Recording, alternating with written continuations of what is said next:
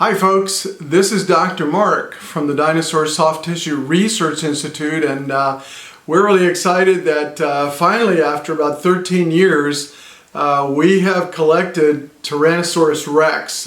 We have quite a few specimens of this, and it almost looks like a candy bar or an ice cream sandwich.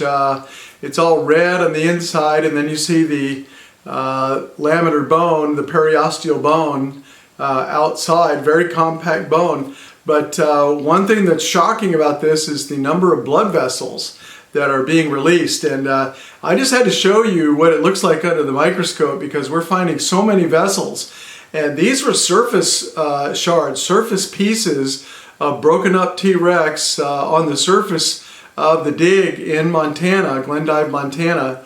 And yet these are returning cells and a lot of vessels, which I'd like to get right to and show you. When we work with these bones, we use a liquid called EDTA, or ethylene diamine tetracetic acid.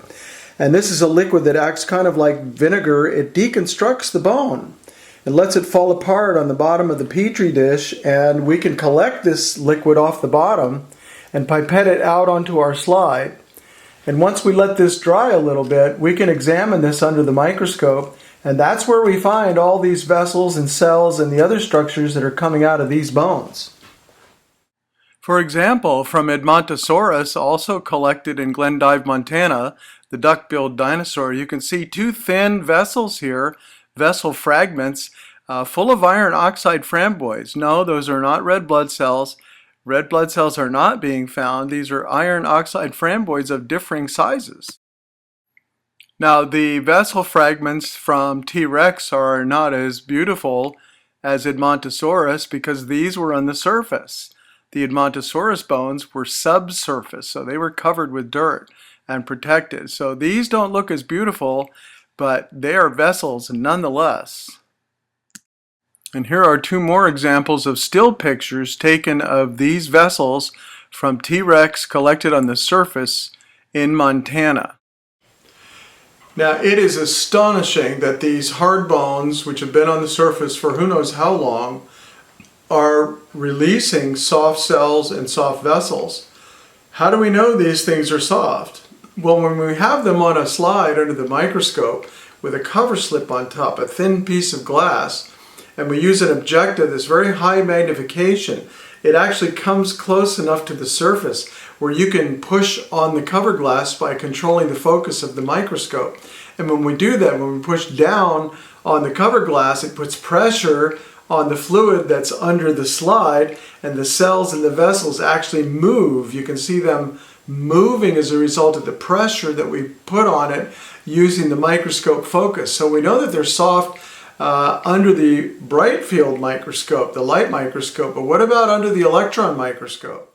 Here is a scanning electron microscope picture that we took of a Triceratops horn that we lightly decalcified, which exposed this vessel fragment, and you can see it's marked with a yellow asterisk. You can see all the external features of the vessel show it to be a vessel. You can also see fungi crossing over it because they invade the bones to eat some of these resources. But look inside the red circle at the end of the vessel fragment, and you'll see that it has been torn away. It doesn't look like it was a crystal that shattered, but it rather looks like it was torn away. Also, you can see still the crystallized blood products that remain in the vessel. This scanning electron microscope of Triceratops blood vessel is even clearer. In this instance, we fractured the bone in two pieces, and when it pulled away, it tore away this soft vessel which was sticking out of the canal. Now, you saw how little liquid I put on that slide, and this is just one portion. I'm only looking at maybe 1/10 of the total slide, and you can see how many vessels there are as we scan across the slide. I've sped it up a little bit, but it's just astonishing to see how many vessels are in each one of these slides. I could probably make 100 slides from that vial that contained the liquid that you saw. And so this is just one portion of one slide with all these soft vessels in it. Much of the black material that you see is clotted blood. Sometimes we see entire vessels completely clotted, but Again, it's just astonishing to see how many blood vessels are coming out of a T-Rex bone that sat on the surface for maybe decades and hardened over, and yet all of these vessels are still coming out of it. Soft vessels that can be stretched and squeezed under the microscope.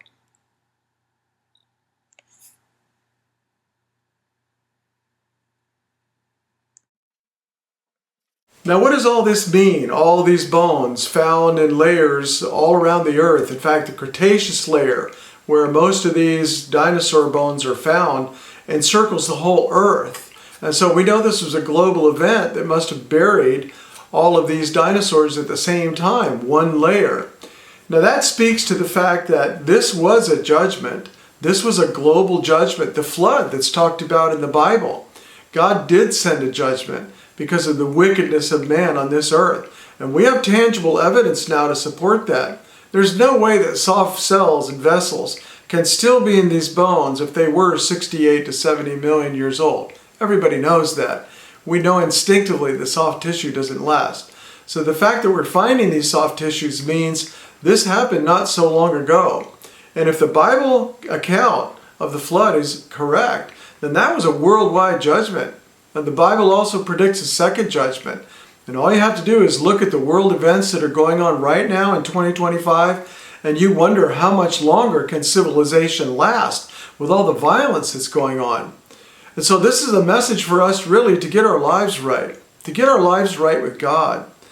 You need to take the opportunity that this message is giving us, this soft tissue message, that the global flood was real, it was a punishment for man, because of his sin, and because of his sin, this world is going to be destroyed.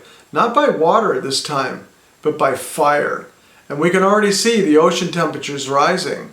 And so you need to take the opportunity to sit down in the quietness of your room or a closet or wherever you can find a quiet space and talk to God directly. Tell him you're sorry for what you've done. You're sorry for your sins.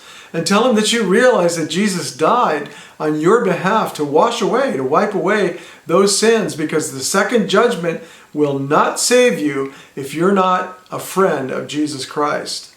That's our message.